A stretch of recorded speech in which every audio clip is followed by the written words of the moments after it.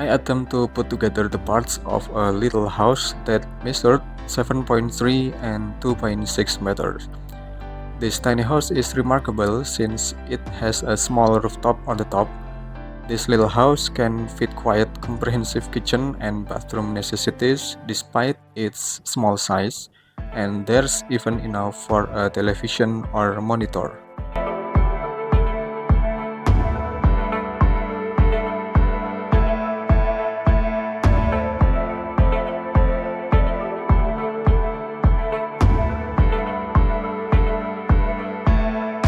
As seen in this video, the tiny house equipment arrangement make excellent use of the available space. The building has clean water infrastructure and solar panels on its exterior. A network of structures with solid wood supported by a wheel chassis underneath with a network like this.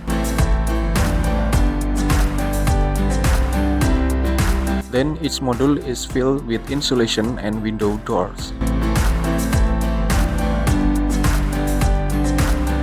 After that, each area is filled with panel board and finally covered with siding in such a way.